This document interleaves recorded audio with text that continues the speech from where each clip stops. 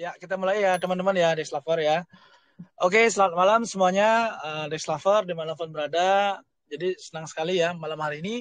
Seperti biasa, kita tiap hari Jumat itu mengadakan acara Nyalon Yuk, ngobrol santai bareng narasumber. Dan spesial malam hari ini, kita kedatangan tamu, kalau saya bilang ini amazing banget ya. Seorang Bro Dani bisa berkenan hadir, menyempatkan waktunya, tapi seperti biasa, sebelum kita mulai, kita berdoa dulu ya, Bro Dani ya teman-teman ya, Dex Lover ya. Harapannya biar edukasi kita malam ini, Nyalon Yuk malam ini bisa berjalan sukses dan lancar. Oke, kita berdoa sesuai dengan agama dan keyakinan masing-masing. Berdoa dimulai. Doa selesai. Oke, mungkin teman-teman udah tahu ya bahwasanya narasumber kita yang malam hari ini adalah Bro Dani Baskara. Beliau adalah founder dari blockchain pertama di Indonesia ya, teman-teman ya. Mungkin bagi teman-teman yang belum tahu, blockchain pertama di Indonesia adalah Vexanium. Nanti kita bisa sharing sama beliau gimana kisahnya itu enggak. Artinya seorang Dani Baskara menciptakan yang namanya Vexanium, dan kira-kira ada perbedaan nggak antara blockchain yang dulu yang beliau buat dengan yang perkembangan blockchain yang sekarang gitu loh. Mungkin langsung aja waktu dan tempat beli persilakan, silakan Bro Dani. Jadi di awal sebelum kita lanjut ke pembahasan, mungkin Bro Dani bisa jelaskan sedikit, perkenalan sedikit Bro Dani. Mungkin di sini bagi teman-teman yang baru hadir pertama kali, belum kenal sama Bro Dani Baskara itu siapa sih itu nggak? Karena beli dengar juga kemarin sempat sounding ibunya malahan dari Bali gitu loh bro. Bisa dijelaskan sedikit nggak bro? Mungkin untuk pertama kali perdananya Bro Dani bisa memperkenalkan diri sendiri secara lebih private lagi, Bro. Jadi Bro Ya, Dani oke, oke. itu siapa, dari mana, dan awalnya gimana gitu loh. Kok bisa tertarik jumping ke dunia kripto? Silakan Bro Dani, waktu dan tempat beli persilakan. Ya, oke. Ya, ini mungkin pertama kali ya saya ditanya mengenai keluarga. Biasanya saya cukup private ya. Cuman ya karena memang kemarin sempat ngobrol sama Beli juga, ya nggak. Ya, saya Dani Baskara. Ya, memang saya lahir di Bali sih. Jadi memang ibu saya juga berdarah dari Bali. Jadi saya lahir di Bali sampai 18 tahun lah ya saya di Bali ya. Sampai sekolah juga di Denpasar ya pada waktu itu. Jadi setelah itu di Jakarta ya. Jadi sampai sekarang lah di Jakarta. Ya cuman memang Bali ya sama seperti Bali itu bagi saya sih ibaratnya kayak rumah kedua lah gitu ya. Jadi memang dari kecil saya juga ada di situ sih. Nah, terus perjalanan saya sih dari awal tahun 2000 lah saya di Jakarta. Jadi udah 22 tahun ya saya di Jakarta. Ya hampir 22 tahun. Dari situ ya saya juga mulai ini ya terlibat ya pada waktu itu terlibat di awal-awal di tahun 2007 saya dengan teman-teman itu kebetulan kita pada waktu itu masih zaman-zamannya Google ya, zaman-zamannya Google AdSense. Jadi saya dengan teman-teman itu mulai kayaknya beli domain, lalu ngerancang banyak sesuatu hal dan itu yang mulai ngerubah hidup saya sih dari tahun 2007 2008 dan itu juga mulai kenal dengan Oscar pada waktu itu. Jadi pada waktu itu tahun 2007 tuh ada banyak sekali istilahnya orang-orang mengenal Google lah pada waktu itu. Jadi saya dengan teman-teman itu adalah penggiat-penggiat digital ya pada waktu itu. Jadi ketemu ada juga Oscar Darmawan yang sekarang di Bitcoin dan partnernya Engkong ya. Engkong juga dari Bali juga tuh partnernya Oscar ya. Itu juga pada waktu itu juga aktif di Google ya. Untuk pengenalan Google AdSense ya zaman itu. Jadi tahun 2010 saya mulai terjun di dunia startup ya. Jadi sudah lama di situ saya mulai terjun di dunia startup, bikin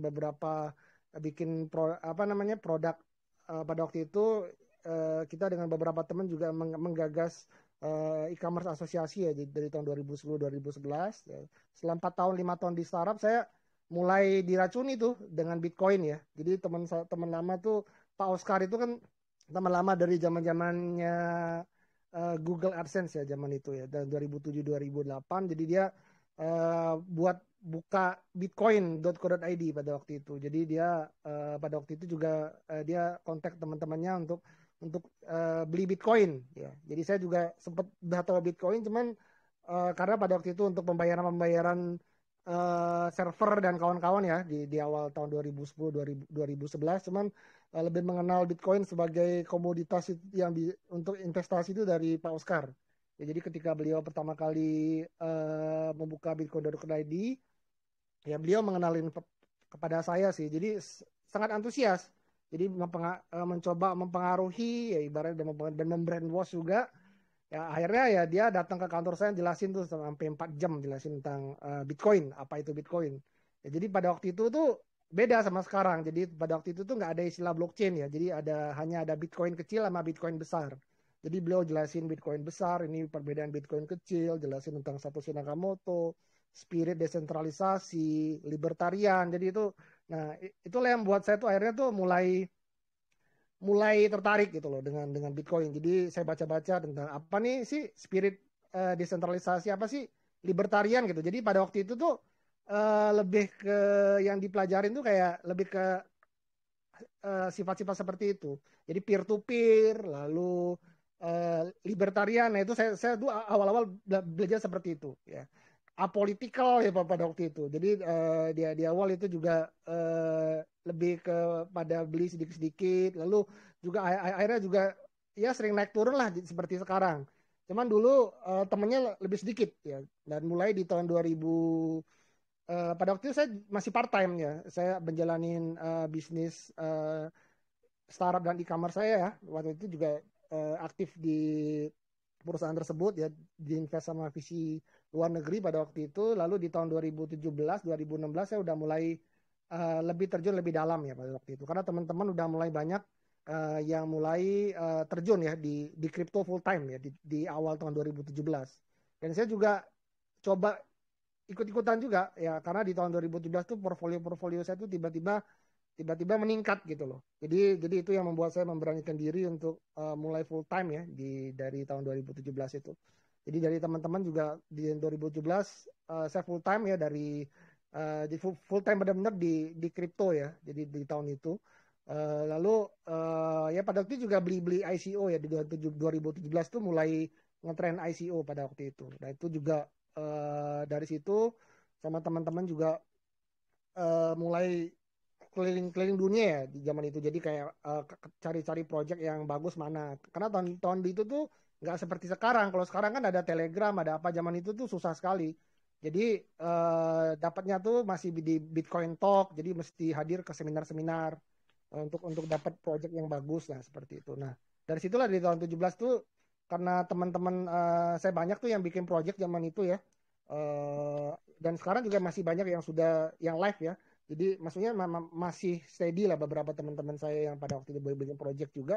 Akhirnya saya mulai ada ide bikin Vexanium tuh di akhir tahun 2017 dan mulai terrealisasi mulai jalanin tuh sekitar mulai start tuh dari pertengahan tahun 2018 ya sampai sekarang gitu sih. Jadi kita Vexanium jalan di tahun 2018 itu pada waktu itu beda banget sih ekosistemnya sama sekarang ya. Jadi zaman itu juga usernya masih sedikit, kripto ya beda sama sekarang. Kalau sekarang kan banyak sekali orangnya jauh lebih banyak dibandingkan dulu. Ya dulu juga projectnya juga istilahnya ya kita kalau di Indonesia pada waktu itu project yang ada tuh juga nggak terlalu banyak ya, masih bisa dihitung dengan jari. Jadi pada waktu itu yang pertama kan bikin project di Indonesia tuh kalau nggak salah kan Pak Oscar ya dengan tokenomics. Jadi setelah tokenomics ya itu di pertengahan tahun lanjut lanjut Vexanium. Nah pas kita launching itu bear market baru mulai terjadi. Jadi kita kita launching di bear market jadi tahun 2018. Ya, jadi dan itu ya lumayan lumayan cukup tough ya di tahun 2018 itu ya cukup mengerikan sih kalau kalau bear marketnya mirip seperti sekarang. Tapi ya kita lewatin dan di tahun 2019 kita udah launching mainnetnya. Jadi kita mulai mainnet dari tahun 2019 sampai hari ini gitu. Jadi hari ini udah ada 70 ekosistem gitu. Jadi memang kenapa kenapa kita develop Vex ya sebagai public blockchain, karena ya memang kita tahu bahwa sebenarnya di Indonesia ini memang butuh infrastruktur ya. Jadi bukan sekedar kita buat project itu untuk bisa gede, bisa maksudnya to the moon gitu enggak. Jadi memang lebih lebih ke infrastruktur karena use case itu dibutuhkan ya. Kita tahu kan semakin hari semakin banyak sekali company perusahaan bisnis itu mulai mencoba menerapkan blockchain sebagai use case ya, bukan hanya sekedar fundraising untuk token, tetapi bagaimana mereka bisa menggunakan blockchain ini di kehidupan sehari-hari, dan oleh sebab itulah Vexanium itu hadir ya, seperti itu dengan semangat desentralisasi dari tahun 2019 ya. Kita udah open nih ke publik ya, jadi semua orang bisa jadi validator atau miner ya, kurang lebih seperti itu sih, Bli ya. Oke, thank you Bro Dani. Terus kalau menurut pandangan Om Dani mengenai perbedaan ekosistem blockchain pada masa lalu dengan ekosistem blockchain yang pada masa sekarang, kira-kira tantangan kedepannya seperti apa, Om Dani? Kalau perbedaannya, jadi biasanya tuh ekosistem blockchain itu mulai tumbuh ya, itu pada bear market ya. Karena saya kan udah kayak ada di bear market di 2015 itu kan, di bear market juga. Jadi banyak sekali tumbuh karena dari bear market itulah orang tuh berusaha menciptakan use case. Ya, zaman itu kalau kita tahu kan Ethereum dari awal tahun 2013-14 itu masih sekedar wacana ya. Jadi wacana-wacana. Di 2015 dia launching ya mainnetnya. Jadi dari situ mulailah muncul use case, dan di tahun 2018 juga sama. Jadi bear market 2018 itulah muncul use case baru. Jadi sebenarnya kalau kita lihat bear market itu memang terjadi, istilahnya terjadi inilah, maksudnya seleksi alam yang setiap terjadi di kripto. Jadi di setiap kripto itu ada bear market dan itu ada seleksi alam. Tapi biasanya di situ akan lahir beberapa produk-produk yang mungkin kita nggak tahu ternyata bisa besar gitu. Kayak misalkan di 2018 itu, zaman bear market tahun 2018 itu nggak ada stable coin zaman itu. Tether itu belum USDT itu nggak ada di awal-awal tahun 2018 tuh. Kayak misalkan orang beli beli token ya gitu, zaman itu tuh semuanya pakai BTC atau pakai Ethereum. Jadi bayangin kalau orang tuh rata-rata misalkan ikut ICO, beli token itu pakai Ethereum yang dia beli di harga 18 juta gitu loh. Pada waktu itu dan tiba-tiba turun jadi sampai 900.000 zaman itu. Jadi dari 20 juta jadi 900.000. Itu bayangkan gimana perasaan orang-orang di 2018 itu. Dan akhirnya muncullah stable token yang mulai ramai gitu. Jadi sebenarnya USDT itu udah mulai muncul di bear market. Jadi di bear market itu ada revolusi yang kadang kita nggak tahu gitu. Ternyata karena use case itu hadir. Dan yang kedua juga pada waktu itu juga MakerDAO itu, DeFi itu mulai, karena orang tuh kan pada waktu itu kan mau punya dia sayang kan mau jual Ethereumnya, dia beli di 15 juta terus tiba-tiba turun ke 1 juta gitu kan, mau jual sayang, jadi akhirnya Ethereumnya mulai digadai. Nah konsep-konsep inilah terjadilah DeFi. Jadi karena orang nggak mau jual, dia gadai Ethereumnya di smart contract jadi DAI ya pada waktu itu, DAI token ya, untuk sebagai stable token yang decentralized yang dia agunin ETH-nya. Nah itu udah ternyata terjadi DeFi gitu loh. Maksudnya dari sini ada DeFi. Jadi tahun 2019 itu muncullah apa namanya DeFi baru. Nah sama seperti sekarang di tahun 2022 ini kan bear market. Nah kita dari sini dari bear market ini kadang kita bisa lihat nih ada sedikit perubahan-perubahan yang mungkin terjadi di tahun lalu tiba-tiba sekarang bagaimana, dan biasanya sih itu akan ada hadir use case baru. Jadi dari sebelum-sebelumnya.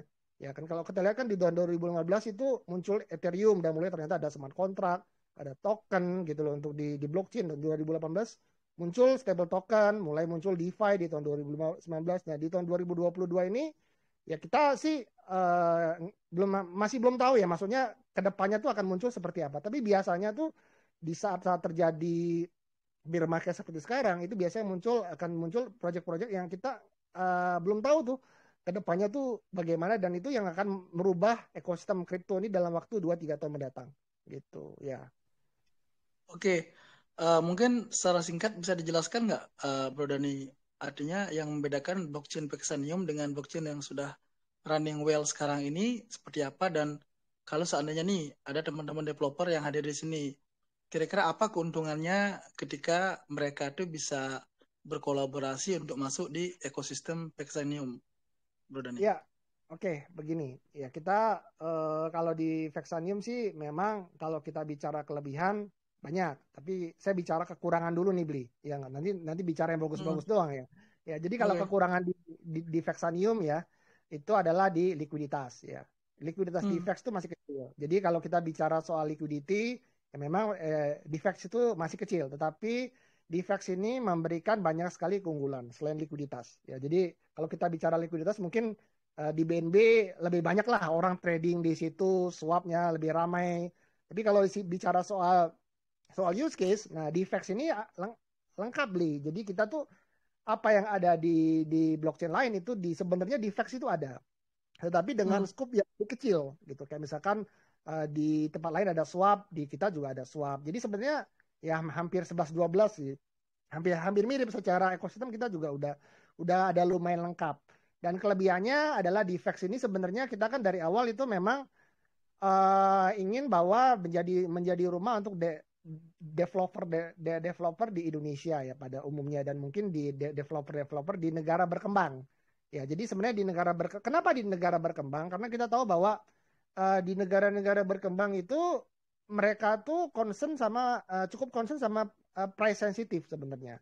Ya, kita tahu kalau belajar dari pengalaman online shop ya, di Indonesia tuh kan ada Shopee, ada Tokopedia gitu. Kadang kita tuh mereka tuh berlomba-lomba istilahnya mensubsidi ongkos kirim gitu karena beda beda 5.000 10.000 pun orang-orang kita tuh sebenarnya cukup aware gitu loh. Nah, oleh karena itulah Vex itu dari awal kita tuh menggunakan konsep namanya resource model. Jadi harapannya ini bisa menjadi sebuah solusi ya bagi para developer itu bisa mendevelop sesuatu dengan murah. Ya, mendevelop use case. hmm, Ya, jadi di sini target market kita adalah para developer yang saat ini mungkin sudah memiliki proyeknya di blockchain lain, contoh di BNB. Tetapi mereka hmm, kalau bikin bisnis di BNB itu kan memang bikinnya lebih gampang, tetapi fee yang dikeluarkan ke depan itu lumayan besar. Kayak misalkan mesti bayar inilah, gas fee-nya lah, itu kan lumayan mahal. Kalau sekali kirim 10.000 ya kali aja kalau misalkan kita ada 1.000 transaksi 10.000 dikali 1.000 kan lumayan. Tapi kalau di Vex ini kan dengan nilai storage yang sangat murah, yaitu kita bisa orang tuh bisa kalau bikin 10 mengeluarkan 10.000 transaksi, kirim airdrop, nah itu biayanya cukup murah. Ya, jadi mungkin cuma 100 rupiah, 10 perak. Nah, itulah yang kita yang salah satu keunggulan dari kita. Dan yang kedua adalah transaction speed. Nah, kalau kita bicara soal transaction speed itu kan Vex itu cukup instan ya. Jadi hmm. kita TPS-nya ya dari setelah 3 tahun itu sudah stabil di angka 5.000 TPS. Jadi stabil. Jadi kecepatan Vex itu kita selama 3 tahun itu blockchain-nya nggak pernah down ya. Jadi down itu ibaratnya blockchain-nya mampet gitu loh. Jadi benar-benar Hmm. benar-benar dimatikan ya. Tapi kalau misalkan API down kan kadang orang bisa tukar ke API yang lain. Tapi secara struktur itu blockchain kita battle test. Dan yang kedua juga ini apa namanya cepat ya. Jadi transaksinya tuh instan 1 detik. Jadi kurang lebih ya sama lah mirip seperti kalau kita transaksi pakai GoPay. Nah itu kalau pakai Vex tuh kurang lebih ya sama lah kecepatannya tuh sama ya kurang lebih 11-12. Nah itu jadi Hmm. yang kita ini tawarkan adalah kecepatan sama yang kedua storage yang sangat murah ya seperti gas fee dan yang ketiga ya karena memang kita ini cocok untuk bisnis-bisnis yang memang dia masih istilahnya kalau sekarang dia ada istilah baru namanya Web 2.5. Ya, jadi baru minggu-minggu ini dalam sebulan ini mulai muncul di luar negeri itu istilah Web 2.5. Jadi kalau dulu kan ada Web 3. Ya, Web 3 itu ramai. Sekarang ada muncul Web 2.5. Nah, apa ini Web 2.5? Web 2.5 itu adalah di mana orang bikin sebuah project yang benar-benar nggak Web 3 banget. Jadi di awal dia ada database-nya, ada apa. Nah, ini yang dikonekin dengan setengah Web 3. Nah, kalau setengah Web 3 ini kendalanya adalah project itu harus membayar gas fee setiap kali dia transaksi. Nah, ini yang blockchain-blockchain yang sejenis Vexan ini cocok. Kayak misalkan kita punya existing startup nih, uh, project yang sudah ada, misalkan contoh bisa punya sosial media. Nah, project sosial media ini mau di blockchain-kan. Nah, ini kalau misalkan kita pakai blockchain yang lain, itu tidak bisa. Dia harus benar-benar rombak semua sistemnya. Tapi kalau pakai Vex itu bisa.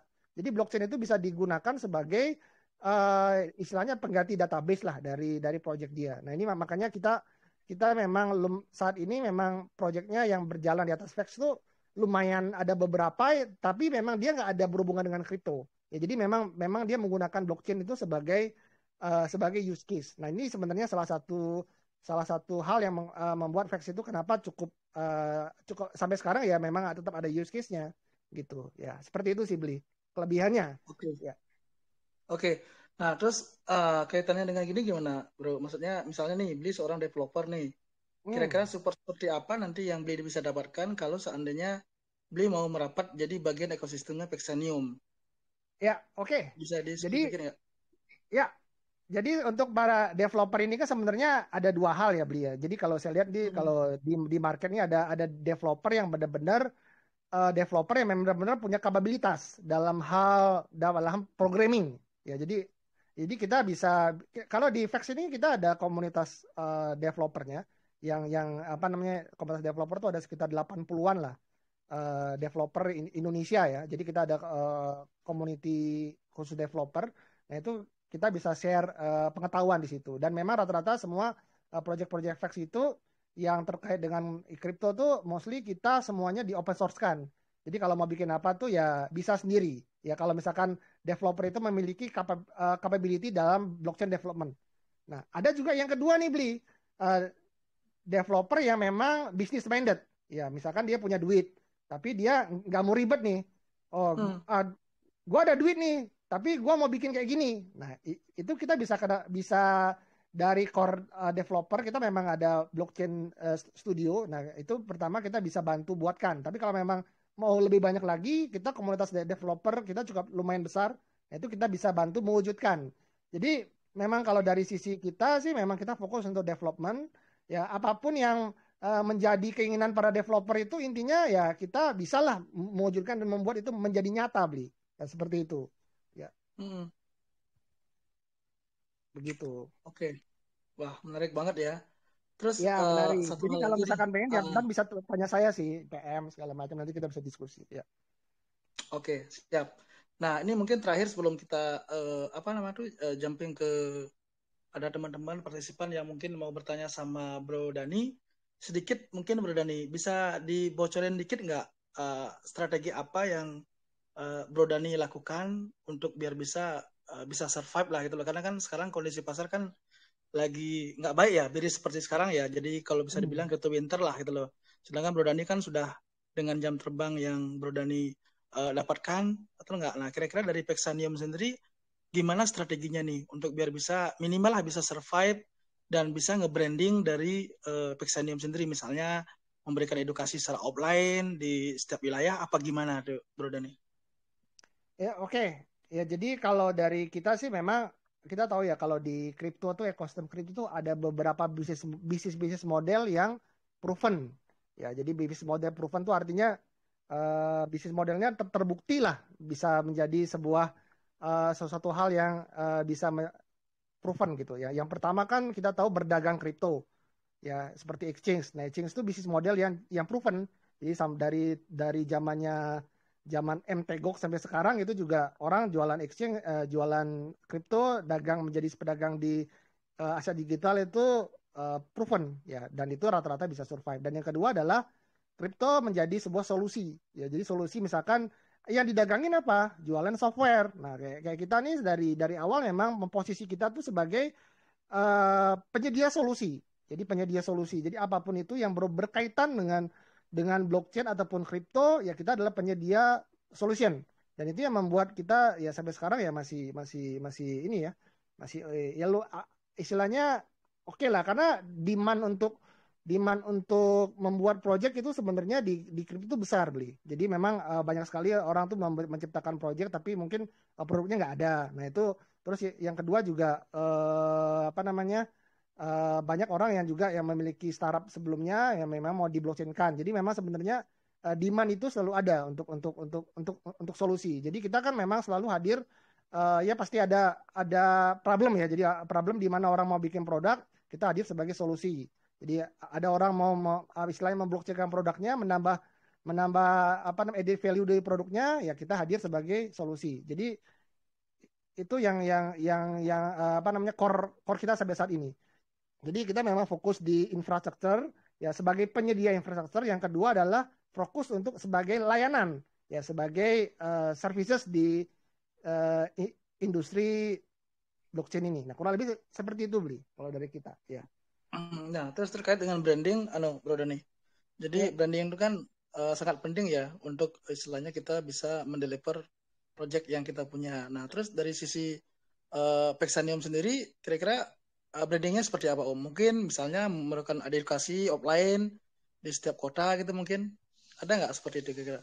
Ya, kalau edukasi offline setiap kota, dulu kita pernah lakukan sih beli dari tahun 2000. Mungkin teman-teman yang lama mungkin pernah ikut kita ya. Jadi di tahun 2019 ya, zaman itu kita buat Vexanium Goes to Campus. Ya, jadi kita waktu itu bareng sama toko kripto. Jadi kalau di Google tuh ada tuh toko kripto Vexanium Goes to Campus. Jadi kita waktu itu toko kripto belum sama Binance. Nah, kita sama toko kripto, sama rekeningku, sama beberapa exchange itu memberikan edukasi ya mungkin Vexanium itu adalah sebagai public blockchain yang mungkin sudah ada kerjasama dengan berbagai macam universitas ya hampir yang universitas besar di Indonesia tuh kerjasama direct dengan Vexanium. Jadi di tahun 2019 kita udah bikin itu keliling Indonesia pada waktu itu ngajarin blockchain. Tetapi karena karena pandemi ya, jadi tahun 2020 kosong. Dan mungkin itu bulan depan itu mulai ada. Jadi kita juga ada acara di salah satu universitas terbesar di Jakarta nih awal kalau nggak salah di awal November kita udah mulai acara. Jadi udah mulai ada sih. Tapi kita lebih masuk ke kampus-kampus sih beli ya kayak misalkan ngajarin. Tapi kalau kita sih lebih kepada solusi. Kita nggak datang untuk ngajarin aset kripto. Karena kan yang punya hak untuk ngajarin aset kripto kan itu exchange ya. Kalau kita lebih kepada use case gimana nih penerapan aplikasi blockchain ini yang bisa dibuat untuk anak-anak mahasiswa ke depannya bisa bikin apa sih? Nah, ya kurang lebih seperti itu penerapan smart contract apa ya kayak gitu beli ya. Itu ada. Jadi Oke. kita bulan depan ada di pertengahan awal bulan kalau nggak salah tanggal 5 tanggal 6. Ya. Oke, menarik Gitu. ini. Oke, thank you Bro Dani. Beli rasa Ya. dari Beli sih udah cukup. Mungkin dari teman-teman silakan kalau ada pertanyaan, boleh buka mungkin di 3 penanya ya. Silakan, langsung aja di open mic-nya. Jangan malu-malu nih, mumpung ada Bro Dani nih. Halo, malam Bli. Iya, malam Bro Febi. Ya, Silakan Bro. salam kenal Pak Dani. Ya, kenal. Iya, eh Pak Dani mau nanya dong, untuk Vexanium sekarang itu bakal ada upgrade jaringan nggak ya, atau fork gitu? Kan kalau yang kita tahu kan Vexanium itu teknologinya agak mirip ya, mungkin ya, mirip sama EOS gitu. Dan sekarang kan untuk jaringan yang banyak berkembang itu kan sejenis EVM atau IBC yang kayak di Cosmos. Ada nggak kira-kira arah Vexanium itu ke sana gitu? Itu aja dulu. Oh iya, pertanyaannya bagus. Ini pertanyaannya seperti kayak mau promosi Vexanium nih. Ya, pas banget. Silakan Bro.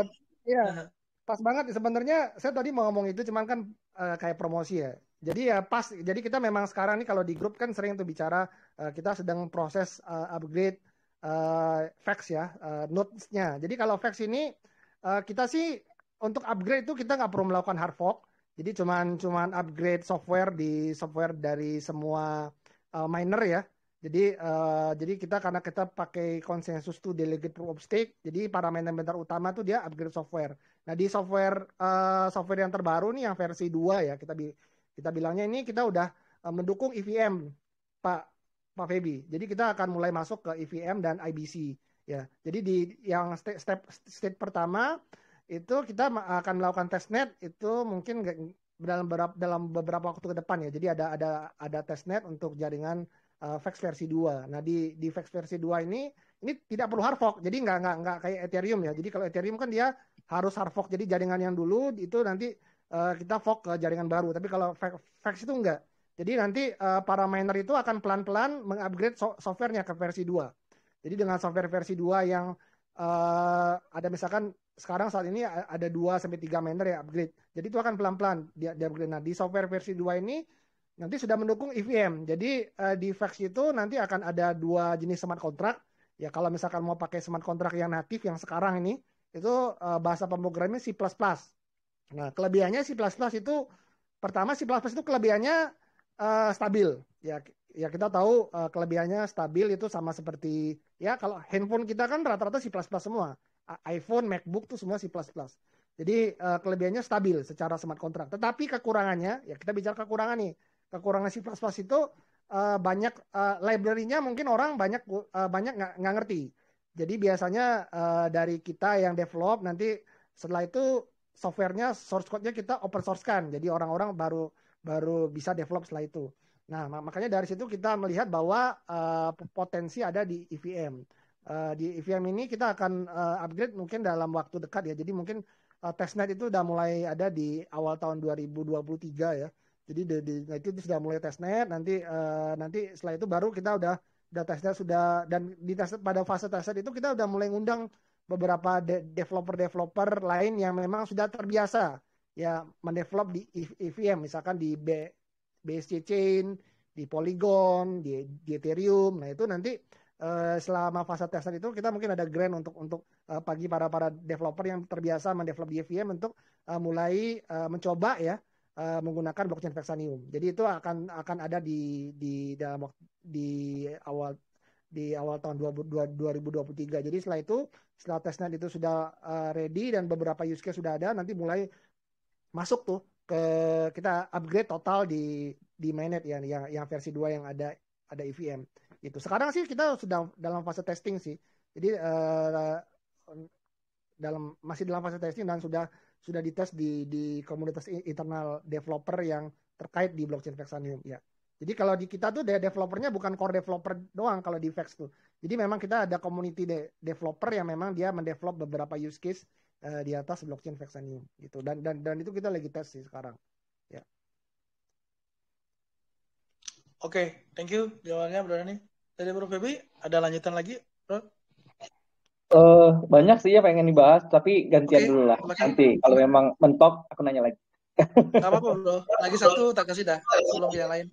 Silakan. Oke, gini, untuk tadi kan balik teknologi, sekarang saya pengen nanya strategi untuk meningkatkan TVL-nya. Ke depan ada garapan buat bikin stablecoin sendiri nggak gitu? Sebenarnya kalau ya kalau stable token kan di Vex ini mungkin ada beberapa yang sudah established ya. Tapi stable token dari komunitas ya, TVL-nya kecil. Cuman memang kita lagi kalau saat ini memang DeFi kita lagi tunggu kalau DeFi itu kan lebih ke ini ya, lebih istilahnya lebih ke crypto trend banget. Jadi kalau crypto itu sudah ada winter ya, kalau fasenya sudah mulai winternya udah mulai hilang, baru mulai DeFi itu biasanya mulai ada spring lah. Nah, gitu. Jadi kalau di saat ini memang di Vex itu stable token tuh baru ada yang versi wrap ya. Jadi kalau dari USDT ya kamu bisa wrap USDT-nya di USDT versi Vex. Dan memang itu mungkin liquidity-nya masih belum terlalu besar ya. Itu tapi kedepannya ya mungkin akan ada beberapa DeFi yang menggunakan stable token yang sudah established seperti USDT, BUSD. Sekarang sih sudah ada, cuman memang mungkin belum ada use case-nya aja.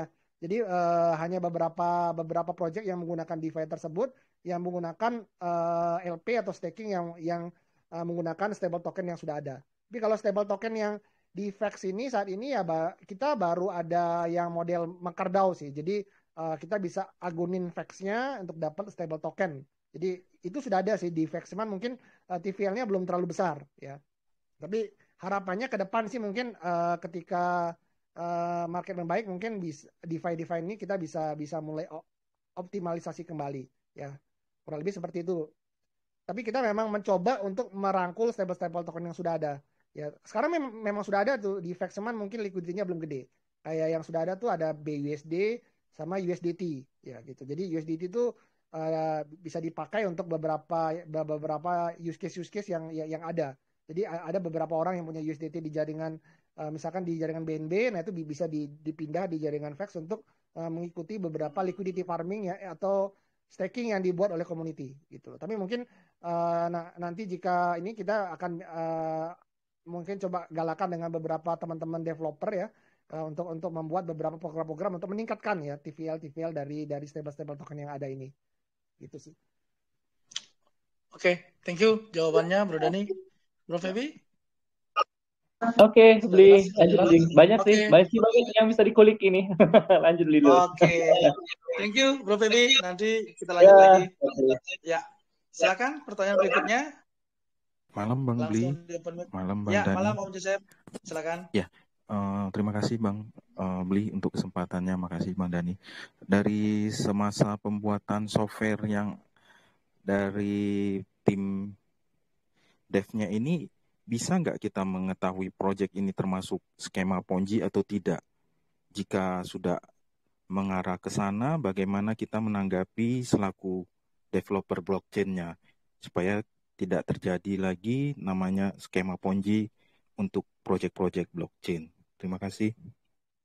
Ya, Oh ya, makasih ini untuk pertanyaannya. ini ya. Silakan. Oke. Ya.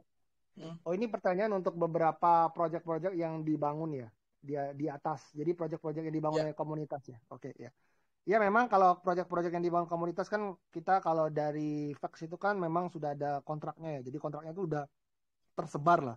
Jadi semua teman bisa copy, bisa install, bisa buat. Jadi memang kalau dari DeFi sih, kalau DeFi sih tergantung ya. Maksudnya kalau memang dari awal itu dia kalau ini menurut kacamata saya pribadi ya. Jadi kalau misalkan dari DeFi, kalau memang dari awal itu mereka tuh fair distribution ya, bukan fair loan tapi fair distribution, itu mungkin bisa lebih bagus gitu. Tapi memang kalau di mana-mana kalau yang namanya DeFi itu memang yang ikut pertama tuh pasti akan menjadi lebih keuntungannya jadi lebih besar kalau kalau DeFi gitu. Tapi sebenarnya DeFi itu kan awalnya kalau kita lihat dari story-nya itu kan story-nya kan diawali dari MakerDAO. Jadi dari awal itu dari agunan aset. Jadi dari agunan aset orang tuh bisa tukarin stable token. Nah, untuk bisa pakai seperti itu. Jadi kalau misalkan asetnya turun itu akan dilikuidasi. Jadi awalnya seperti itu. Cuman memang DeFi mulai tren itu mulai munculnya yield farming ya. Jadi yield farming seperti YFI di awal tahun 2021 mungkin kalau teman-teman di pertengahan tahun 2021. Nah, jadi dari semenjak YFI muncul itu DeFi itu udah mulai ngetren banget. Jadi orang bisa yield farming, bisa staking. Nah, ini memang tergantung sebenarnya sih dari usernya. Misalnya kita lihat YFI ini. YFI itu kan dari awal itu dia bikin projectnya kan benar-benar fair distribution banget ya.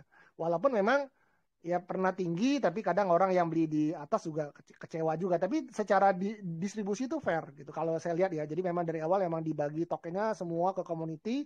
Tapi memang community yang dibagi ya juga orang-orang yang pada waktu itu ya tahu gitu. Kayak misalkan saya tuh pada waktu EFI muncul ya kita coba farming gitu pakai Ethereum ya waktu itu ya. Itu hasilnya gede gitu. Tapi bagaimana teman-teman yang nggak farming EFI pada waktu itu?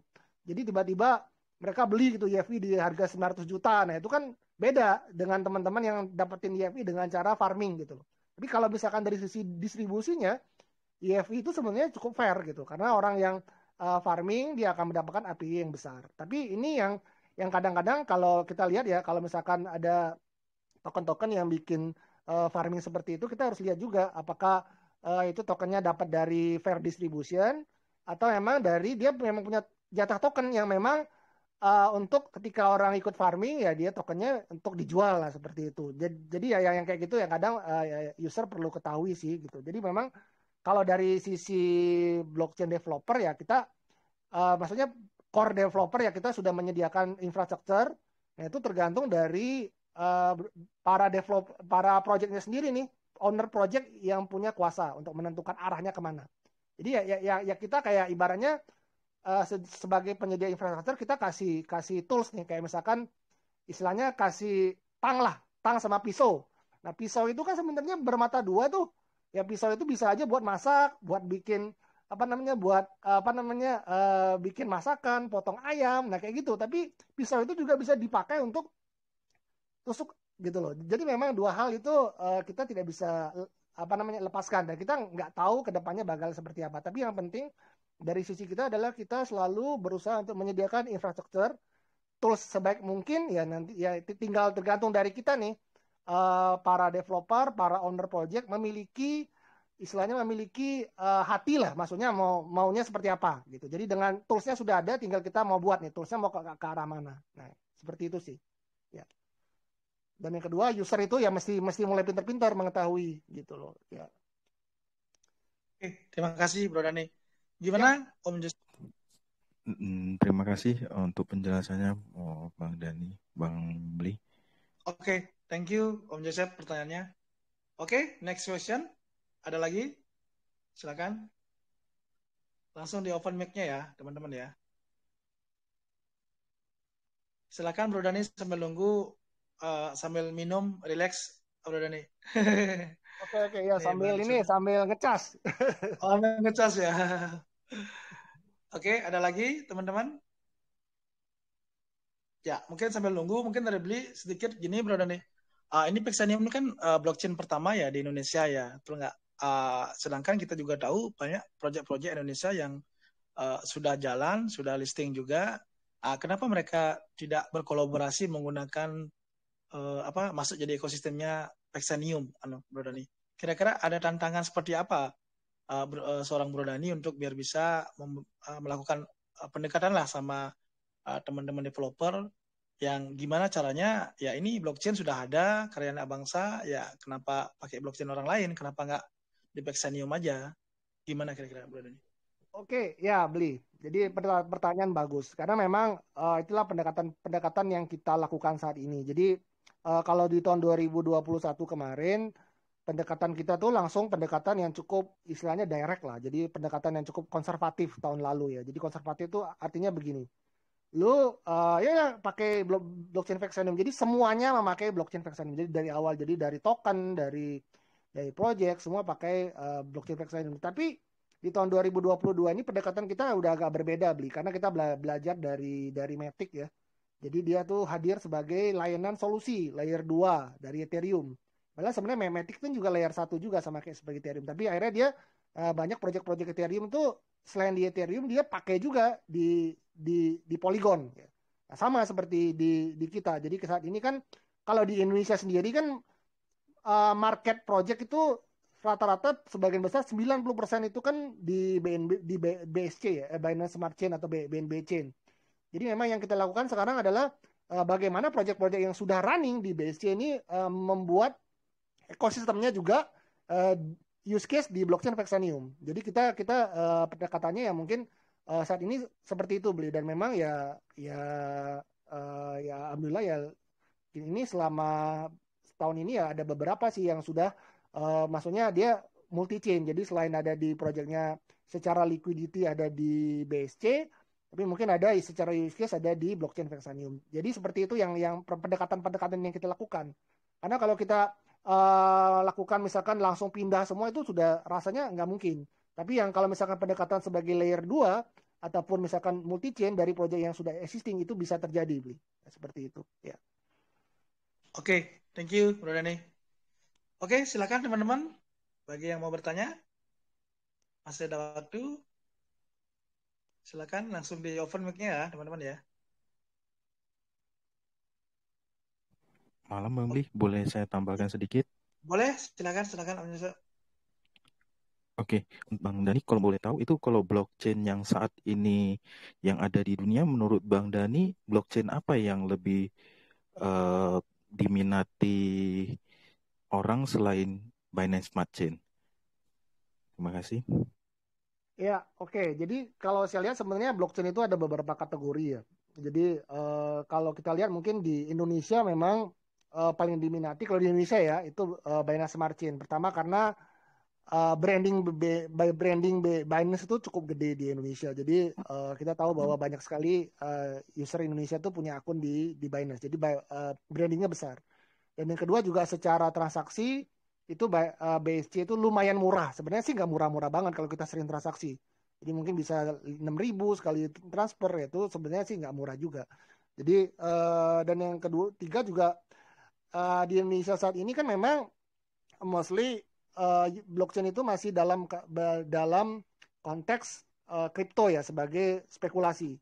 Jadi BSC itu sangat bagus untuk, menurut saya saat ini ya, jadi bagus banget untuk orang-orang untuk bisa Kickstarter ya, sebagai misalkan proyeknya belum muncul, dia bisa bikin dia bisa ikut launchpad misalkan di Pincel atau di mana yang decentralized, lalu bikin LP di PancakeSwap. Nah itu yang membuat BSC itu di Indonesia cukup besar ya, karena market share kalau kita lihat untuk pengguna blockchain Indonesia itu ya BSC itu cukup besar. Dan yang kedua kita lihat juga Ethereum juga menurut saya sih cukup bagus ya, maksudnya sebagai pelopor smart contract ya, itu usernya sangat besar ya. Walaupun mungkin di Indonesia nggak banyak orang pakai kalau di Indonesia, tapi beberapa komunitas NFT itu bisa menjadi pilihannya saat ini. Memang Ethereum masih leader ya untuk community NFT. Jadi dengan salah satu use case-nya yang bernama OpenSea itu saat ini memang menjadi leading di dunia NFT, karena OpenSea ya, walaupun kalau misalkan orang tuh kalau udah pakai Ethereum tuh kayak misalkan gue mampu nih, kayak misalkan kalau saya teman-teman nih, teman-teman saya yang ada di community Ethereum, ya mereka merasa bangga gitu loh, maksudnya bisa pakai Ethereum walaupun misalkan gas fee-nya lumayan tinggi, tapi mereka ngerasa bahwa gue ini mampu, makanya gue pakai Ethereum ya, seperti itu. Jadi blockchain itu sebenarnya ke depan itu dia akan terkategorize ya, jadi dengan beberapa jenis user, sama seperti bisnis. Jadi ada kategori A, kategori B, kategori C, kategori D, tapi semuanya memiliki pasar masing-masing. Kalau bagi orang yang mereka bilangnya sultan kripto ya, sultan ya dia mainnya di Ethereum. Tapi kalau misalkan dia mau lebih ke yang spekulan ya, DeFi blockchain ya, dia mainnya BSC. Tapi kalau misalkan orang yang misalkan arahnya misalkan sukanya kemana, yang dia mau main game, mungkin dia pakainya blockchain yang lain. Kadang kan kita bisa menemukan itu ketika kita lebih menyelami lebih dalam, karena mereka punya pangsa pasar sendiri. Tapi di situ perbedaannya kan mungkin ada di liquidity. Jadi kalau liquidity kan bisa ciptain market cap, jadi bisa ciptain perbedaannya di marketnya. Nah itu perbedaannya ada di situ. Tapi user tuh mereka punya user masing-masing sendiri yang kategorisnya beda. Antara Ethereum sama BSC itu beda banget kategori usernya gitu. Dengan Polygon juga agak berbeda. Apalagi dengan Vex juga agak berbeda. Jadi memang tiap user itu punya karakteristik masing-masing. Itu sih. Ya. Oke, thank you Bro Dani. Gimana Om Joseph? Makasih, Bang. Jelas ya. Udah jelas sih. Untuk cross chain-nya ini bagaimana? Kalau cross chain-nya ini kan antar cross chain ini sering terjadi kebobolan yang di blockchain antara satu blockchain dengan blockchain lain itu, kendalanya di mana itu, Bang Dani? Kalau boleh dipaparkan kira-kira masalahnya bagaimana bisa terjadi begitu? Makasih. Terjadi apa ya, bro? Itu terjadi hack atau terjadi hackernya, dari sisi dihack oleh para hackernya? Oke, iya. Jadi sebenarnya gini, kalau teknologi, kita bicara soal teknologi ya, teknologi cross chain itu kan memang ada yang teknologinya dia masih centralized ya. Jadi centralized itu maksudnya semi centralized, jadi nggak kontrak to kontrak ya. Jadi itu biasanya kadang ada hole ya, misalnya di hackernya tuh menemukan bahwa ada sedikit kesalahan dari ininya, dari code-nya. Nah, jadi dari situlah terjadi. Jadi sebenarnya memang kalau cross chain itu paling rawan sih untuk hack sih. Jadi memang rawannya tuh di situ. Jadi lebih kadang-kadang tuh juga ketika cross chain juga kan kadang juga user itu juga kadang ada beberapa yang kena phishing. Jadi dia harusnya masuk ke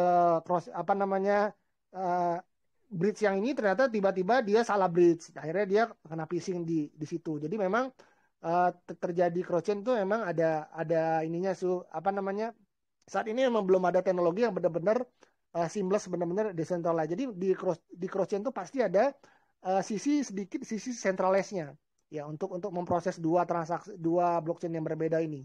Ya kayak misalkan, dan apalagi yang kemarin terjadi di Binance Smart Chain yang itu cukup ini ya, hole yang menurut saya sih cukup cukup mengkhawatirkan sih. Itu sangat mengkhawatirkan karena hacker itu bisa menciptakan supply di BNB sebanyak yang dia mau gitu. Jadi di BNB versi yang lama, yang BNB chain yang versi Cosmos, yang versi Cosmos itu bisa pindah ke BSC yang BP20 tuh orang bisa cetak BNB.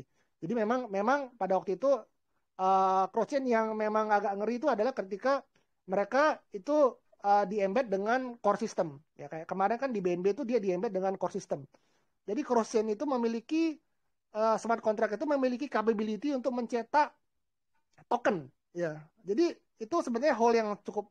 Saya juga baru tahu ternyata bisa seperti itu gitu loh. Jadi itu kayak hole-nya Luna sebenarnya kalau kita bicara. Jadi kalau Luna itu kita lihat dulu tuh Luna itu terjadi problemnya tuh karena ada hole di salah satu DeFi ya. Di DeFi-nya Luna tuh dia bisa mencetak Luna seenak jidat gitu loh. Jadi dengan algoritma yang salah, lalu ada hole itu dia di smart contract itu dia bisa mencetak Luna sebanyak mungkin. Nah, itu yang kemarin terjadi di blockchain BNB ya, dan harus terjadi di stop selama 8 jam dan terjadi hard fork. Karena memang ada hole di situ di mana ada terjadi hole di smart contract-nya di mana user dengan memiliki BNB di chain BP2 yang base-nya Cosmos itu bisa mencetak BNB sebanyak mungkin di versi BP20. Jadi memang ada terjadi hole karena dia pakai sistem kontrak. Nah, kalau misalkan cross-chain yang ada itu sebaiknya nggak pakai sistem kontrak. Jadi memang kalau terjadi hole ya memang cuma terjadi hack sedikit. Jadi memang tokennya hilang. Jadi nggak sampai terjadi hole yang sangat krusial itu. Jadi dia bisa cetak token sebanyak mungkin. Gitu. Memang saat ini memang problem memang terjadi hack itu, maksudnya memang masih ada di blockchain, di cross chain, di bridge. Jadi bridge itu memang penerapannya sedikit mungkin harus seperti exchange ya. Jadi perlu ada pemisahan antara cold wallet sama hot wallet. Ya, yang namanya blockchain itu kan hackernya pinter-pinter ya. Teman-teman di sini juga pasti saya yakin ada di 50 orang di sini pada pinter-pinter semua nih. Ada beberapa mungkin yang jago di coding, jago hack. Nah, itu memang rata-rata orang yang terlibat di blockchain itu pinter-pinter lah untuk cari hole-hole kayak gitu. Ya. Oke, thank you Bro Dani. Gimana Om Joseph? Udah jelas ya Om ya? Udah cukup Thank you. edukasinya. Ya. Makasih Bang Dani, Ya, makasih sama-sama Bang Bli. Om Joseph. Ya. Selanjutnya ada Bro Zack, silakan Bro Zack. Selamat malam Bli, selamat malam Ya, Dani. malam. Ya, malam Bro. Ya, sebelumnya sih saya udah lama ya dengar tentang Vexanium, cuma memang belum pernah ada kesempatan untuk menelisik lebih dalam. Jadi mohon maaf jika pertanyaannya mungkin rata-rata air aja. Saya cuma pengen tahu Vexanium itu ngambil posisi itu di mana kalau dibandingkan dengan saat ini yang sudah besar tadi disampaikan juga banyak sampaikan kayak BSC, Ethereum gitu ya. Contoh kasusnya gini, misalnya kalau kebetulan saya kan di Avarix Saga gitu kan, gamenya itu kalau mau dijalanin di BSC itu BSC-nya nggak mampu. Jadi mereka mainnya di Ethereum. Ke depan mau nyoba juga di Polygon karena Polygon kan istilahnya ya anak didiknya Ethereum lah. Nah, Vexanium itu ngambil posisinya itu di mana? Kemudian ke depannya goalnya mau sampai gimana sih blockchain Vexanium ini? Terima kasih. Oke, ya. Terima kasih pertanyaannya Bro Zek ya. Jadi kalau dari kita saat ini memang Vexanium itu kita mencoba untuk mengambil posisi di mana bisa mengintegrasi di ekosistem yang Web2. Jadi ekosistem Web2 itu artinya seperti ini. Kita lihat bahwa banyak sekali orang yang sudah punya produk nih di sebelumnya, tapi memang belum di blockchain-kan. Karena memang secara infra Vex itu cukup mendukung kalau misalkan kita tuh mau ada transaksinya banyak, lalu bisa ada transaksi yang mengirim mass transaction, bisa kirim ke banyak user. Nah, itu Vex itu mendukung. Ya, saat ini kayak misalkan ada beberapa project itu dia bisa misalkan nih salah satu NFT marketplace yang pakai Vex tuh. Ya dia udah minting sekitar 800.000 item. Jadi dia minting di NFT untuk kirim-kirim ke usernya. Nah, itu memang kalau pakai fax itu cukup mumpuni yang kayak gitu. Jadi setelah minting dia juga kirim. Jadi dengan minting dia juga bisa kirim. Jadi bisa benar-benar mengintegrasi ekosistem dari Web2 ke Web3. Ya, jadi kita ngambil posisi di situ. Ya, saat ini juga kita ngambil posisi di mana kita mencoba mencari banyak sekali use case yang mungkin sudah dibangun di blockchain lain, tapi kesulitan untuk mendevelop dan kesulitan untuk bagaimana mengintegrasikan ekosistem dia di blockchain. Nah, itu kan juga problem. Jadi banyak sekali developer itu sudah raising fund itu tinggi, dapat duitnya banyak, tapi akhirnya dia nggak bingung gimana nih caranya gue bikin projectnya gitu. Jadi gimana caranya project ini benar-benar bisa terrealisasi. Nah, Vex itu ngambil posisi di situ. Ya, karena kelebihannya memang kita ada di transaction speed dan maksudnya flexibility dalam hal storage dan gas fee. Nah, ya seperti itu sih untuk ngambil posisinya. Dan yang kedua juga kita lebih mengambil posisi di negara-negara berkembang di mana usernya tuh maksudnya mereka juga cukup ini ya di gas fee. Makanya ya kurang lebih mirip lah dengan BSC. BSC itu kan dia kelebihannya dia gede banget di negara-negara berkembang karena memang gas fee-nya masih cukup mumpuni lah untuk orang-orang bisa trading, bisa berspekulasi, nah seperti itu. Ya. Jadi memang kita mengambil posisinya ada di situ sih. Tapi lebih kepada bagaimana mengintegrasikan proyek yang sudah ada ke blockchain. Ya. Dan yang kedua juga bagaimana kita mengambil pendekatan kepada proyek-proyek yang mungkin belum develop use case-nya di blockchain dan ingin mendevelop ke ranah blockchain. Ya kurang lebih seperti itu. Oke, thank you Bro Dani. Dari Bro Zack gimana Bro? Ada pertanyaan lanjutan? Dikit lagi sih, TPS-nya berapa sih Om? Terus sama kalau Vexanium bisa nggak project-project game yang triple A yang sekelas JRPG gitu? Ya oke. Jadi kalau Vex ini saat ini TPS-nya tuh 5.000. Jadi ibaratnya kayak kirim tuh instan lah 1 detik. Itu 0,5. Jadi pengirim 0,5 second ya. Jadi kalau kirim itu pasti kurang dari 1 detik untuk bisa pengiriman. Nah kalau game tuh sebenarnya cocok kalau pakai Vex ya kalau game. Kenapa? Karena cocok banget untuk gimana setiap transaksi itu mau di blockchain, mau di temper atau mau dimasukin di blockchain. Ya kalau kita lihat di Explorer tuh di Vexanium tuh siap detik tuh ada aja orang yang tempering data di blockchain. Jadi memang cocok untuk aplikasi-aplikasi yang game. Jadi kalau gamenya berat, gamenya kan rata-rata sudah ada nih. Nah ini mau beberapa elemen-elemen itu di blockchain kan, nah itu cocok. Itu kalau pakai Vex ya. Kalau misalkan ada beberapa dari actionnya, beberapa mau di blockchain kan, itu mungkin bisa. Jadi memang kita harapannya ya mudah-mudahan nanti suatu saat itu ekosistem Web2 itu bisa masuk ke ranah blockchain ya. Dia nggak benar-benar nggak harus pindah ke Web3, tapi gimana ya ekosistem sudah ada tuh mulai di blockchainisasi ya kayak gitu. Jadi makanya sekarang tuh mulai ada istilah Web 2.5 ya. Jadi kalau mungkin dalam beberapa bulan ke depan ini bakal mulai banyak tuh jargon-jargon Web 2.5. Jadi Web 2.5 itu adalah gimana setengah-setengah antara Web 2 ke Web 3. Nah, kayak gitu. Dan itu adalah posisi yang diambil dari Vexanium. Gitu ya. Oke, thank you Bro Dani. Terima kasih. Ya, siap. Ya, makasih Bro Zack pertanyaannya. Silakan ada lagi? Next. Oh, nanya dong, Bli. Oke, silakan Jibin. Gini Om Dani, tadi kan sempat disampaikan bahwa ada beberapa project yang non kripto yang sudah memakai Vexanium ya. Iya. Nanti misalkan saya ada teman atau ada rekan itu yang mau memanfaatkan Vexanium untuk pengganti database di projectnya dia, apa ada pendampingan atau ada komunitasnya nggak dari Vexanium?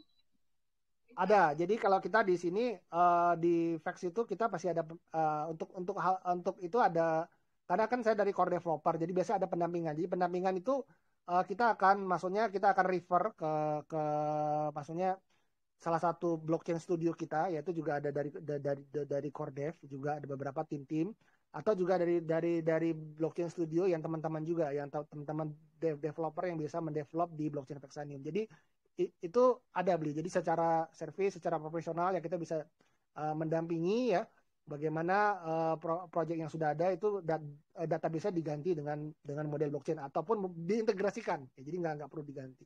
Itu ada. Ya.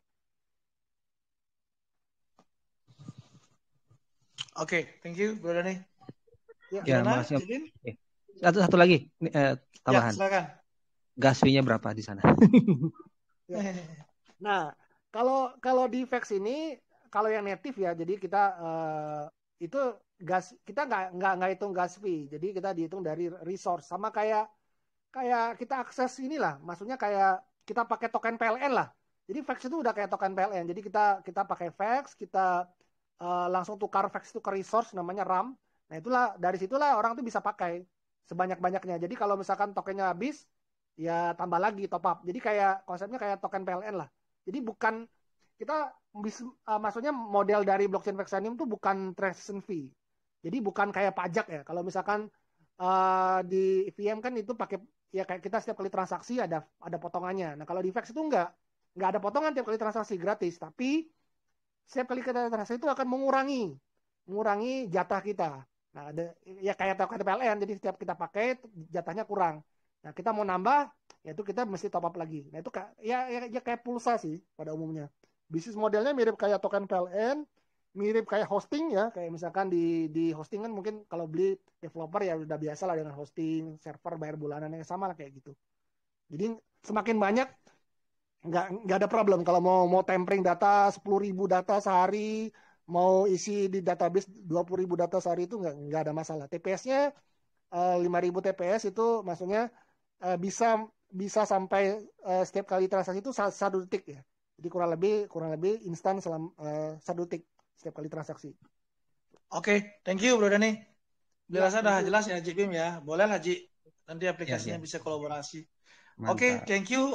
Sebelum beli jumping ke penanya berikutnya, singkat aja, menurut Bro Dani, kita kan semua tahu ya, bahkan pakar-pakar juga bilang bahwasanya tahun 2023 itu dunia global bakal mengalami resesi itu loh.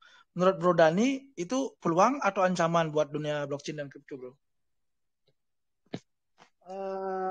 Ya gimana ya, kalau namanya juga biasanya kalau ada yang selalu sih di mana ada krisis tuh selalu ada opportunity sih biasanya kalau kita melihat dari sisi Ya, yang setuju. positif ya. Tapi apalagi kan sekarang kan kebanyakan sudah ditakut-takuti gitu loh. Tapi ya memang di situ pasti ada opportunity bagi teman-teman yang siap. Jadi sebenarnya ya kita harus bersiap aja sih. Jadi ketika kesempatan itu datang ya kita siap untuk ngambil. Makanya itu yang namanya orang beruntung kan. Orang beruntung kan di mana bagaimana bertemunya kesempatan dengan kesiapan. Nah, kalau misalkan ada kesempatan, tapi kita nggak siap untuk nyerok, ya kita kurang beruntung gitu loh. Jadi memang itu tergantung dari kita sih. Yang penting kita ya ada Dex Capital ini ya kita maksudnya ada edukasi, jadi user tuh bisa mengerti, bisa paham, bisa menentukan pilihan yang benar gitu loh. Jadi dengan itu mereka bisa mengetahui yang mana yang ketika kesempatan itu datang kita siap untuk mengambil kesempatan tersebut. Jadi Oke, jadi poinnya ada peluang ya, Bro Dani ya. Di mana ada krisis, di sana ada peluang gitu ya. Oke. Ya. Thank you Bro Dani. Oke, silakan teman-teman yang lain. Kalau ada pertanyaan, monggo. Jangan malu-malu. Sambil Bro Dani minum dulu, Bro. Ini luar biasa nih dari tadi nih. Atau kalau nggak dari Bro Feby, silakan Bro. Oh ya, benar, ada taruh kripto nih. Silakan, Bro, taruh kripto. Halo, selamat malam, Bli. Ya, selamat malam Om Dani. Malam Om ya. Terima kasih nih kesempatannya. Ini aku mau nanya nih ya. Ini akhir-akhir ini kan lagi hype soal CDBC ya. Nah, kalau menurut pandangan Om Dani seperti apa nih CDBC yang untuk Indonesia gitu? Entah itu blockchain-nya, entah dari sisi apanya gitu. Terima kasih. Saat ini sih kalau CDBC Indonesia memang yang saya dengar memang juga pernah diskusi juga dengan pihak-pihak terkait ya. Jadi memang masih dalam tahap maksudnya research ya. Jadi kemarin tahun lalu sempat terpilih vendor juga, tapi ternyata maksudnya ada yang terpilih tapi dari BUMN, cuman akhirnya nggak jadi masih kembali research lagi. Jadi masih dalam tahap research sih kalau untuk Indonesia. Tapi memang peluang ketika CDBC ini mungkin masih panjang lah ya. Jadi memang tapi kalau memang CDBC ini ada ya mungkin istilahnya ya apapun itu dipakainya DLT atau pakainya blockchain ya itu mungkin akan menjadi menjadi adopsi massal lah yang bagi user-user awam gitu loh. Tapi memang kalau di Indonesia saat ini memang masih dalam tahap kajian. Ya seperti itu sih. Jadi memang banyak sekali pihak-pihak yang masih lebih kepada pihak menghubungi, lalu POC, proof of concept, lalu kajian. Nah itu masih panjang sih kalau di Indonesia sih untuk CDBC. Cuman dari pemerintah saya lihat dari BI sih sudah ada ketertarikan ya, sudah ada inisiasi, itu hal yang bagus sih. Cuman mungkin untuk penerapannya mungkin masih cukup panjang karena masih dalam kajian sampai saat ini. Ya. Oke, thank you makasih Om Bro Dani. Dani. Oke, siap. Makasih Bro Taro pertanyaannya. Oke, next silakan.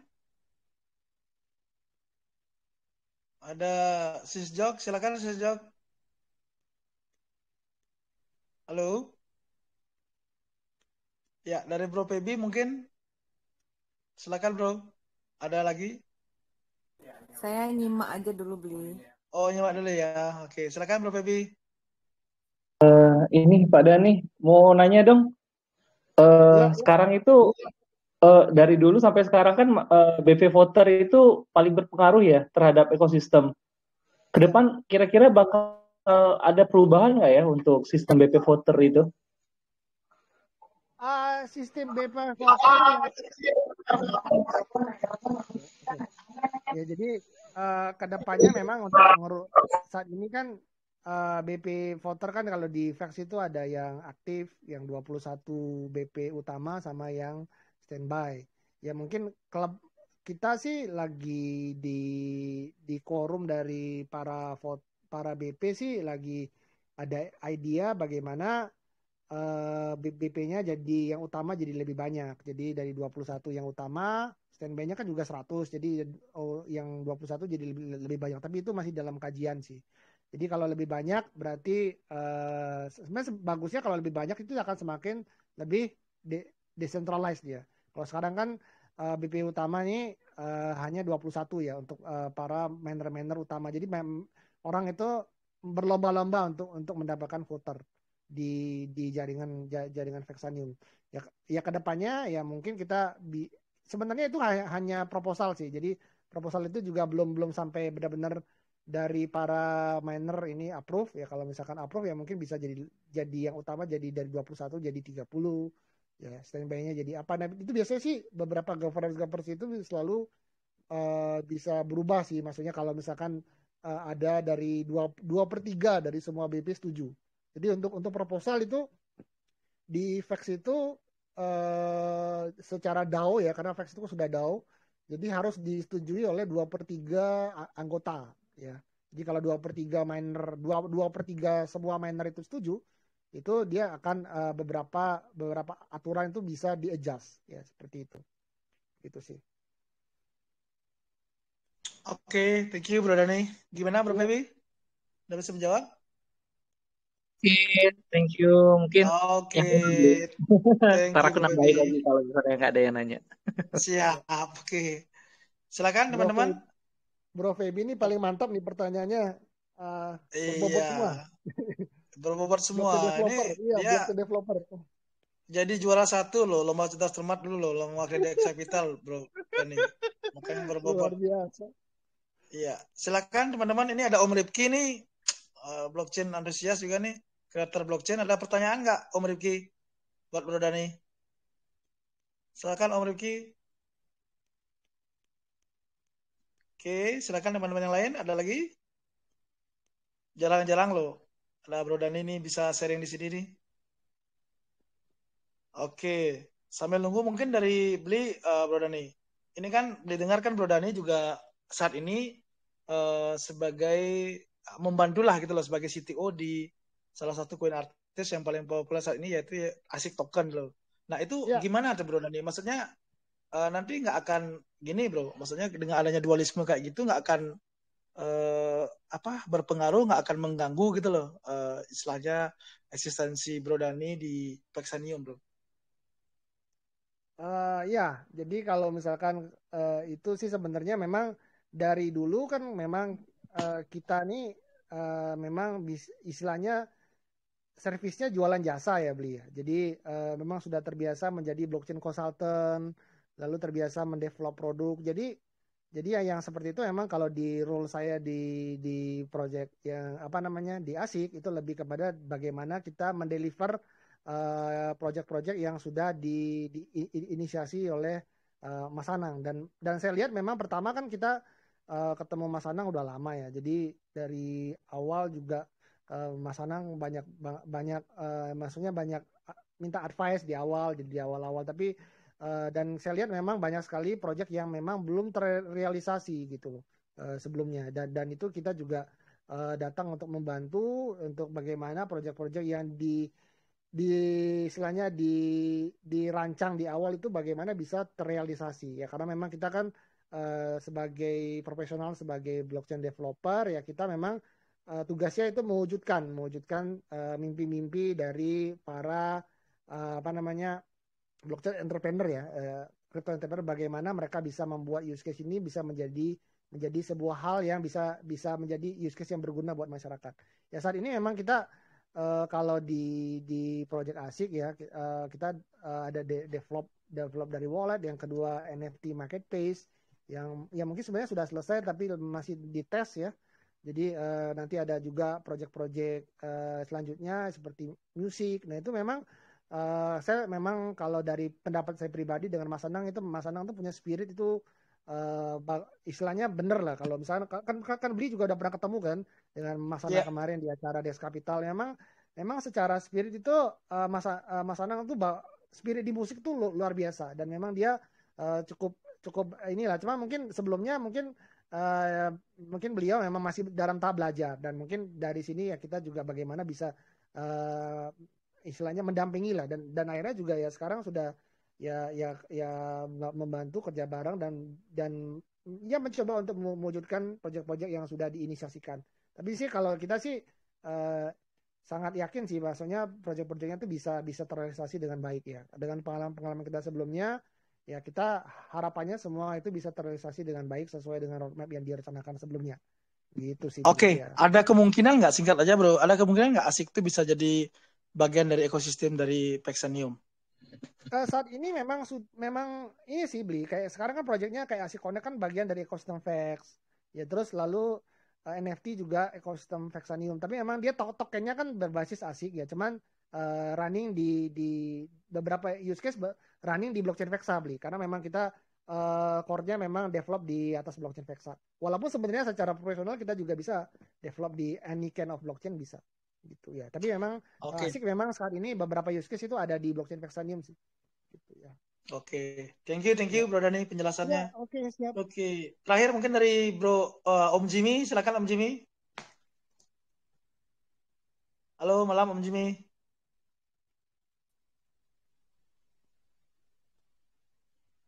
Halo, malam Om Jimmy. Suaranya agak kedengaran Om. Halo. Halo. Ya, halo, oke, silakan Om Jimmy. Halo, ya. Halo Om Dani, ketemu lagi. Ya. Apa kabar Om? Aduh, saya nggak dengar dari awal loh Om Bli. Sayang banget. Tadi sempat terputus, anak saya nangis. Ini pertanyaannya bebas ya Om Bli ya? Bebas Om, kayak kita ngobrol bareng sama Bro Dani. Kalau bisa sih lebih ke pengalamannya beliau aja, karena kalau menurut beliau sih terkait dengan Paxanium sih tadi udah clear ya, udah banyak banget yang dibahas.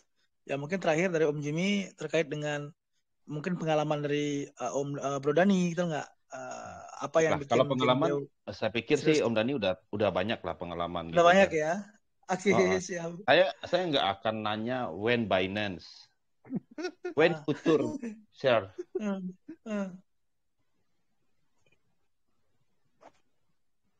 Om Dani? Ya. Kapan ini koinnya bisa masuk di feature nih? Ya, menarik sih sebenarnya futures itu kita juga pengen juga sih ada koin kita masuk di futures ya. Jadi mungkin ya kalau misalkan liquidity dan market cap-nya sudah mumpuni ya mungkin kita coba sih bisa ada di futures. Saat ini memang market cap-nya masih kecil, likuiditasnya juga ya ada ya walaupun memang ya belum terlalu besar ya. Kita ketika liquidity itu sudah cukup besar, sangat besar ya dan market cap-nya sudah mumpuni mungkin bisa aja karena memang kita ada di beberapa exchange yang sebenarnya mendukung. Jadi sempat juga sih ada exchange yang kita kan ada di salah satu exchange yang mendukung futures, sempat nanya dia. Tapi memang secara liquidity FX itu masih kecil lah. Tapi kalau misalkan kita liquidity dan market cap sudah mumpuni, itu mungkin teman-teman trader ya bisa short and long gitu loh. Kalau sekarang belum memang. Ya. Gitu. Nah, masih ada di spot ya mungkin di Indodax gitu. Ya. Okay. Itu Om Dani. Permasalahannya kenapa Vexanium nggak membumi, nggak mengglobal. Iya. Itu. Jadi kemarin itu saya sempat diskusi dengan Om Koko ya. Nah, ya. ada beberapa sih yang saya lihat yang di Vexanium ini kurang greget gitu, nggak hype-nya nggak dapat gitu, dan dia akan terkurung di zona ini Om. Iya. Pertama, dia nggak punya exchange sendiri.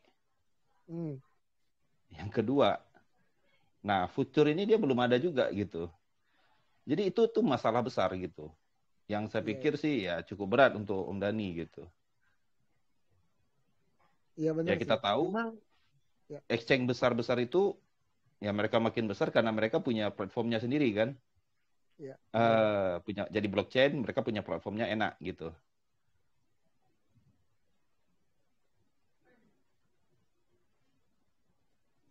Iya sih itu benar-benar saran yang menarik sih, saran yang bagus sih. Jadi memang punya exchange sendiri kayak misalkan BNB ada Binance gitu ya. Terus yang lain ada apa gitu ya. Terus yang kedua juga ada futures. Ya memang saat ini kita belum ada futures sih, tapi mungkin suatu saat kalau ini ya sudah siap ya kita bisa munculin lah futures. Karena memang sebenarnya sudah ada ditanya sih sama exchange terkait, cuman memang kita belum coba untuk masuk ke futures. Tapi sih kalau memang ada sih menarik juga sih gitu ya. Ya. Kalau futures sih pasti lebih menarik untuk para trader sih. Ya tahu kapan short. Bukan kapan itu long, Om. Ya. Bukan itu aja Om. Tapi kalau ketika sudah masuk future, Om punya koin itu orang lebih trust.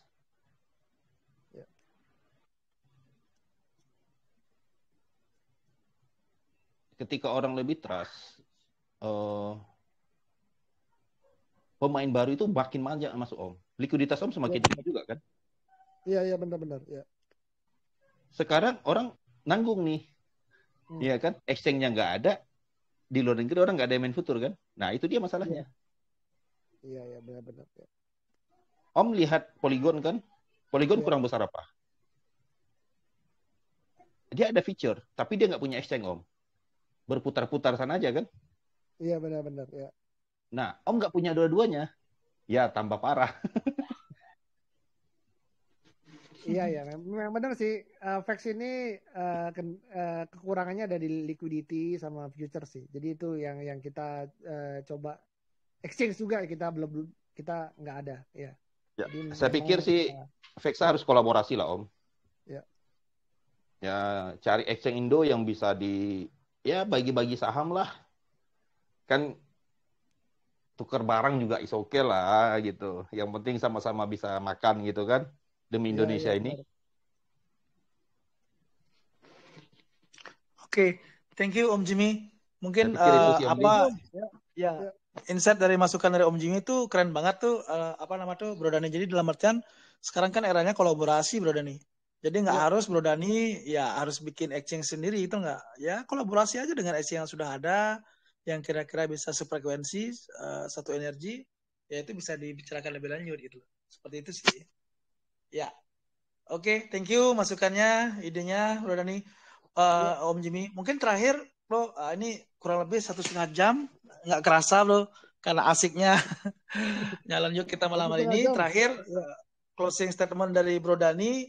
Kira-kira apa nih harapan, pesan, kritik, atau saran dari Om Dani nih untuk bisa memajukan edukasi kripto kepada masyarakat? Karena kalau bisa dibilang blockchain itu kan apa ya, tanahnya ya bro ya. Maksudnya ya kalau tanahnya subur ya otomatis apapun yang tumbuh di atasnya bakal ikut subur juga, atau nggak seperti itu kan. Nah kira-kira dari Om Dani sendiri ada nggak harapan, pesan dan kritik serta saran untuk memajukan edukasi kripto kepada masyarakat khususnya di Indonesia? Ya, kalau dari saya sih sebenarnya adanya Desk Capital ini sangat bagus ya. Jadi selama 7-8 tahun saya ada di ekosistem kripto ya, edukasi Desk Capital ini sangat berbobot. Jadi memang cukup konsisten juga ya. Jadi ini dari beberapa teman-teman community kripto yang sudah pernah saya ini di Indonesia ya, cukup ini sih. Jadi ya tinggal mungkin nanti dibesarin ya, maksudnya lebih konsisten lagi dan mungkin dibuat lebih besar lagi gitu. Dan dari kita sih ya memang ya edukasi ini paling penting sih. Jadi paling penting dia diadakan karena kan masyarakat Indonesia kan mungkin literasi finansialnya kurang ya, tapi suka FOMO gitu. Dan ini memang kategori istilahnya dari market kita. Jadi ini penting banget untuk edukator seperti Beli ini hadir gitu untuk bisa mengedukasi masyarakat ya lebih banyak lah ya. Harapan saya sih ya Dex Capital bisa lebih besar lah, jadi mungkin bisa menjangkau lebih banyak orang ya. Kalau misalkan yang hadir banyak kan orang tuh lebih literasi kriptonya lebih bagus gitu loh ya, seperti itu Beli, biar dia nggak ikut investor yang salah gitu loh ya. Gitu sih. Oke, amin. Dan just info buat Bro Dani, kami kan Dex Capital juga sekarang udah ada di 5 kota bro. Jakarta, Medan, Bandung, Surabaya, Jogja. Jadi kalau misalnya Bro Dani mungkin mengadakan sesi offline, edukasi segala macam, bisa berkolaborasi karena kami sangat membuka selebar-lebarnya untuk kolaborasi dengan pihak manapun yang benar-benar mengedepankan edukasi pengetahuan, karena menurut kami ya di bidang investasi apapun ya edukasi dan pengetahuan itu sangat penting gitu loh. Nah kalau misalnya dari Bro Dani dengan Pesaniumnya pengen mengadakan latihan, training, gathering, edukasi, ya kami sih siap terbuka untuk berkolaborasi. Gitu sih Bro Dani. Oke, siap. Kita siap berkolaborasi nih dengan Dex Capital nih. Mantap ya. Oke. Om Li, aku mau nanya satu Om Li. Siap, silakan Om Jimmy. Om Dani, buka porto dong. Yang dipegang apa aja? Agak private nih. Kalau Bro Dani berkenan, monggo silakan Bro. Sebelum kita akhiri. Ya. Ya, Bro Dani. Ya, gimana tadi pertanyaannya dari Bro Jimmy apa?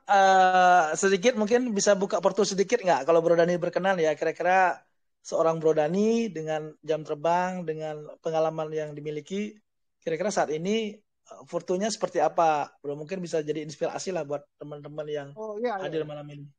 Ya, oke. Ya, kalau mungkin teman-teman yang kenal saya secara dekat ya, udah sering ngobrol sama saya, pasti saya tahu lah, saya cukup maksimalis di Bitcoin kalau saya. Jadi jadi kalau saya sih memang porto tuh Bitcoin itu yang jadi utama saya. Jadi karena memang juga banyak sekali juga teman-teman itu teman-teman yang mungkin yang dulu developer blockchain atau apa, memang biasanya dia lebih kepada dia kolektor untuk Bitcoin. Kalau saya juga kalau saya sih untuk koleksi ya sampai saat ini tetap di BTC ya. Tapi kalau misalkan beberapa yang lain, portfolio lain, saya selalu selain BTC ada beberapa yang layer 1. Jadi saya tuh pasti mengkoleksi koin-koin yang layer 1 kayak Ethereum. Jadi ada beberapa itu ada. Tapi portfolio saya sih yang saya fokuskan itu sampai saat ini itu yang saya DCA ya itu Bitcoin